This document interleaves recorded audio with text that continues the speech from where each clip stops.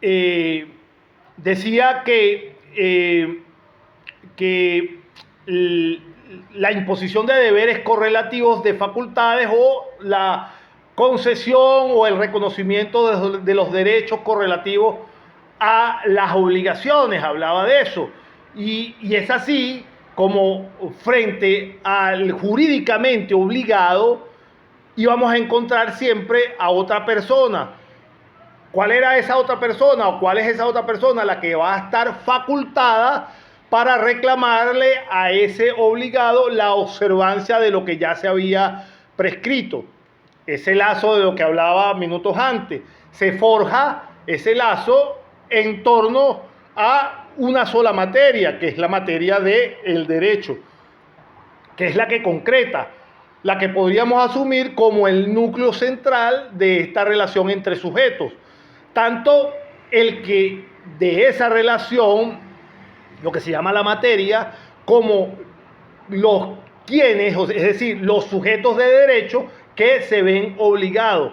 Entonces, suelen ser identificados y muchas veces caracterizados a través de los diferentes instrumentos jurídicos. ¿Y cuáles son esos instrumentos jurídicos? La Constitución, las leyes, los decretos, etcétera, en cada contexto histórico en particular.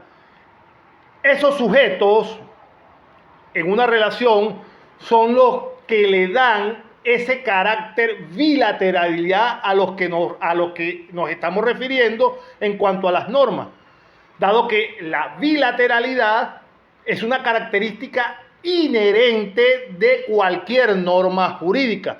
Todas las normas jurídicas son bilaterales. Es posible utilizarla para analizar cualquier materia que sea concebida como un derecho, a partir de formular y responder varios cuestionamientos. Y para ordenar, podríamos resumir en unas dos, tres preguntas. Primero, ¿cuáles son las categorías reconocidas explícitamente como sujetos de derecho? Pueden ser identificadas a través de una categoría de naturaleza universal, como es el caso de las expresiones todo individuo, las expresiones que utilizan las normas, todo individuo o toda persona, hasta grupos específicos, tales como niñas y niños. Segunda interrogante, ¿cuáles son los derechos subjetivos en juego? Esto se va a referir o se refiere a las facultades prerrogativas, libertades o pretensiones que el legislador concede o reconoce, dependiendo, por supuesto, de cada caso, a quién le concede o a quién le reconoce, a los sujetos de derecho. Como una tercera interrogante, podríamos decir o plantear, ¿cuál es específicamente el sujeto obligado en una relación? En el caso de los derechos, el obligado genérico siempre va a ser, por supuesto, el Estado, pero va a ser necesario precisar qué agencia queda obligada de forma explícita. Entonces, ¿cuáles son las obligaciones del sujeto obligado? Podría ser otra de las preguntas, pero este tipo de preguntas son las que se desarrollan dentro de las técnicas legislativas para poder darle el cuerpo verdadero, la sustancia a la norma como tal. Pasemos entonces de la bilateralidad de los derechos a otra característica que compone el concepto de la ontología descriptiva en cuanto al derecho. Pasemos a la heteronomia en el derecho. ¿Qué significa la heteronomia en el derecho? Entendemos por heteronomia, de manera general, a esa condición jurídica, moral o filosófica, según la cual, disculpen, voy a hacer un pequeño alto. Retomemos. Cuando hablamos de la bilateralidad en el derecho, decimos que va a ser una condición intrínseca al mismo derecho. ¿Por qué es intrínseca? Porque el componente de bilateralidad va acompañada o va a acompañar a todas las normas jurídicas, absolutamente a todas las normas jurídicas. ¿Y a qué nos referimos? Nos vamos a referir a esa cualidad que tienen específicamente las normas jurídicas de generar un lazo entre dos personas. Por eso es que se llama bilateral, porque crea siempre un lazo entre dos personas, ya sea una persona física o una persona natural o una persona moral. Es decir, una persona lo que se conoce como una ficción jurídica, una empresa. En ese sentido, se denominan respectivamente estas personas físicas, naturales o morales, se van a denominar sujetos de derecho. Es decir, como son dos, porque la relación es de dos, por eso es que se llama bilateral, va a existir un sujeto de derecho y otro sujeto que va a estar obligado. ¿Mediante qué va a estar obligado? Mediante la imposición de deberes correlativos de facultades o a la concesión o al reconocimiento de derechos correlativos compuestos de obligaciones. Entonces, es así como frente al jurídicamente obligado, al sujeto obligado, vamos a encontrar siempre a otra persona contrapuesta. Ahí estamos ejemplificando la bilateralidad. Frente a un obligado, vamos a tener en la otra parte una persona que le va a reclamar o va a tener la facultad de exigirle el cumplimiento de sus obligaciones. Por eso es que ahí se fundamenta la bilateralidad.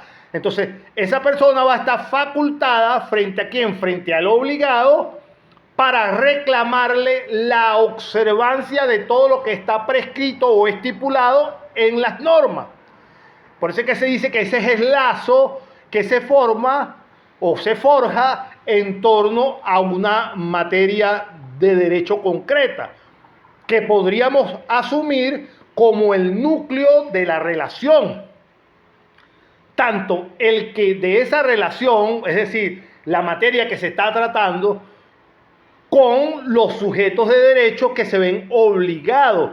Suelen ser identificados y muchas veces caracterizados a través de los diferentes instrumentos jurídicos. ¿Y cuáles son todos esos instrumentos jurídicos que obligan, que crean lazos de compromisos de deberes y derechos? Fíjense que desde el principio que estamos estudiando el derecho, siempre se dice que las normas la Constitución misma contiene normas de derechos y deberes para con los ciudadanos. Es decir, la misma Constitución crea una relación bilateral con nosotros mismos. ¿Por qué? Porque la misma Constitución, como todas las normas, nos obliga a su fiel cumplimiento, pero nos otorga también una serie de prerrogativas que vamos a llamar derechos. ¿Se entiende ahora, Josué? ¿Se entendió? Sí, profesor, sí se entiende ya claramente. Ok, a eso es lo que vamos a llamar bilateralidad. Y eso constituye todo el conjunto de normas. Todas las normas crean una relación bilateral entre el obligante y el obligado. Todas las normas, lo que hay que constituir la relación o lo que se conoce como la materia en relación a esa norma para saber quién es el obligado y quién es el obligante, de acuerdo, por supuesto, a la materia que se vaya tratando. Pero a eso es lo que se refiere la bilateralidad del derecho, que es la que impone derechos a todos los individuos, pero también, la que impone obligaciones, pero la que nos concede también absolutamente toda una serie de derechos. En ese sentido es lo que se refiere a la bilateralidad. ¿Por qué es necesario en materia de la técnica legislativa y en materia de derecho general identificar este primer elemento de bilateralidad? Porque a la hora de la elaboración de la norma jurídica es necesario tener como premisa esencial que cualquier norma va a influir de manera bilateral entre los ciudadanos. Por eso es que tiene que ser lo suficientemente debatida, porque va a generar tanto derechos como deberes. ¿Se entiende? Por eso es que es necesario tener bien claro el concepto de bilateralidad para que la norma, al desarrollarse, al discutirse y al aprobarse, no constituya un adefesio jurídico, porque o reste derechos o le dé atributos exagerados al individuo que el Estado después no pueda cumplir. Entonces es necesario entonces comprender exactamente que las normas generan ese binomio de bilateralidad con todos los ciudadanos. Creo que se fue alguien de... Sí, se fue Darwin de la reunión. Bueno, continuamos los minutos que nos faltan. Entonces ahora vamos a pasar al otro punto que se conoce como la heteronomía en el derecho. Por heteronomía entendemos en líneas generales a la condición jurídica, moral o filosófica según la cual una entidad se va a regir a sí misma según instrucciones o imperativos que provienen desde afuera, o sea, que no se han originado en uno mismo. En ese sentido, es lo contrario a la autonomía. Entonces, la heteronomia va a ser la antítesis o lo opuesto a la autonomía. ¿Por qué? Porque la heteronomia es la condición jurídica, moral o filosófica según la cual una entidad se va a regir a sí misma según instrucciones o imperativos que provienen de afuera. Por eso que es contrario a la autonomía, porque va a recibir el individuo mandatos externos que no provienen de su propia voluntad, de su propia conciencia. Desarrollo. Entonces, un ser heterónomo va a ser aquel que vive la vida no según su propia autodeterminación, sino obedeciendo las leyes que le son impuestas por otro. Sea ese otro un individuo, la sociedad o algún tipo de poder externo. Puede ser que lo haga en contra de su voluntad o con algún margen de indiferencia. Entonces, desde cierto punto de vista, todos los seres humanos que vivimos en una sociedad, absolutamente todos vivimos según criterios heterónomos. ¿Por qué vivimos bajo criterios heterónomos? En el sentido de que todos nos regimos por un conjunto aprendido de normas, reglas y criterios que nos son impartidos por nuestros antecesores o por las instituciones de la sociedad misma. Sin embargo, aún que todos nos regimos por el conjunto de normas, por eso es que somos heterónomos, que normas que eso nos son impuestas, que a lo mejor van en contra de nuestra propia voluntad, podemos elegir cuándo o si queremos desobedecer las leyes, porque tenemos libre albedrío. Por eso se puede alegar que el respeto por dichas normas se da en mayor o menor medida dependiendo del individuo. Y ello demuestra a la vez que somos autónomos. Entonces, existe dentro de la heteronomía varias diferencias. Las vamos a describir. Existe la heteronomía moral, que está compuesto dentro del campo filosófico y en el cual se va a debatir la diferencia entre el bien y el mal, comprendidos como conceptos meramente abstractos que van a regir al comportamiento humano. En ese sentido, la heteronomía moral es el aprendizaje de qué cosa es lo bueno y qué cosa es lo malo. Típico de cuando somos, por ejemplo, unos niñitos, cuando estamos dentro de nuestra casa. Un aprendizaje que generalmente se nos dicta desde afuera. Es decir, que nos enseña quiénes, nos enseñan nuestros padres y que nos enseñan también nuestros maestros en las escuelas, y es reforzado por todo el discurso imperante dentro de la sociedad. Sin embargo, este componente moral tiene como propósito construir individuos moralmente autónomos. ¿Qué significa esto? Que no requieran de qué, de la vigilancia de terceros para poder determinar qué es bueno y qué es malo, sino que tengan ya incorporada a la norma misma y puedan en base a ella ejercer esa libertad individual plenamente sin ningún tipo de vigilancia, sino que estén perfectamente convencidos qué cosa es buena y qué cosa es mala, qué cosa es conveniente y qué cosa no lo es.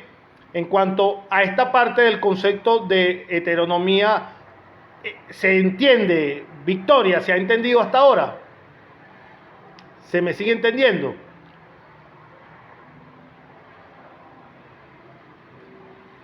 Sí, profe, se le entiende. Ok, gracias, Victoria. Seguimos. Tenemos entonces lo que hablamos de heteronomía moral. Ahora vamos a hablar en lo referente a la heteronomía en el derecho, propiamente dicho, que es la que ambas nos interesa, pero necesariamente vamos a hacer énfasis en la heteronomía en el derecho. En el ámbito jurídico es en donde más fácilmente se percibe este concepto de heteronomía, debido a que todas las leyes que existen, son de cumplimiento obligatorio, quiera uno o no lo quiera, y son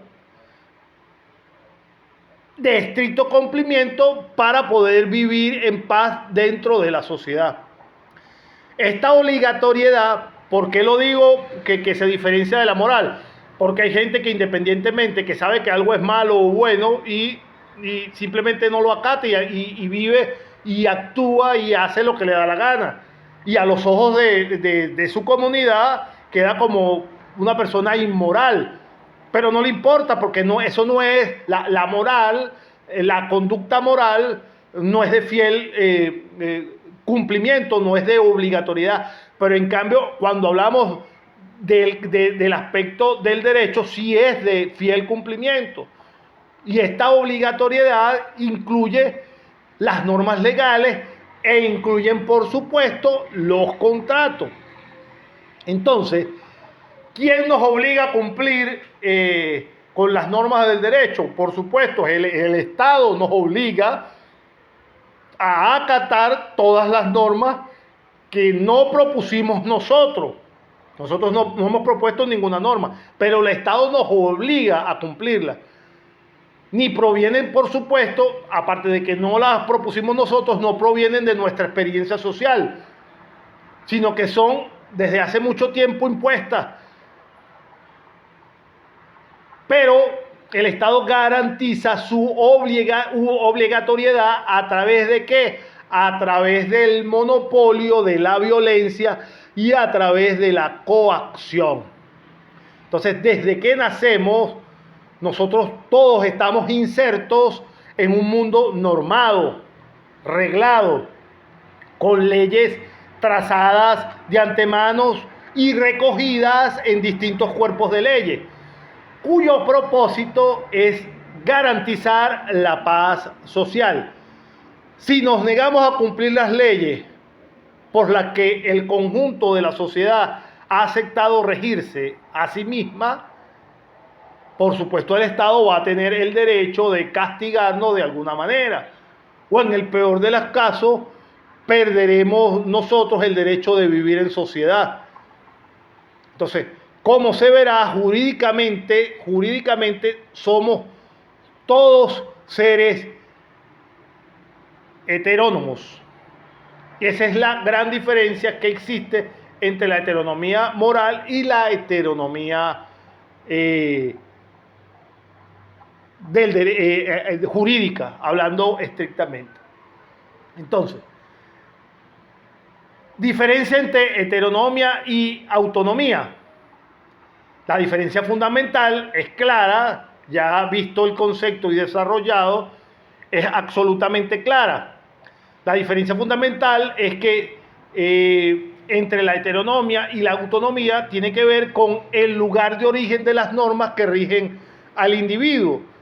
Según el caso, cuando las normas provienen del individuo mismo, se dice que es un individuo autónomo. Pero cuando no provienen del mismo individuo, sino que provienen de los demás, del Estado, de la empresa donde trabajo, entonces hablamos que es un individuo heterónomo.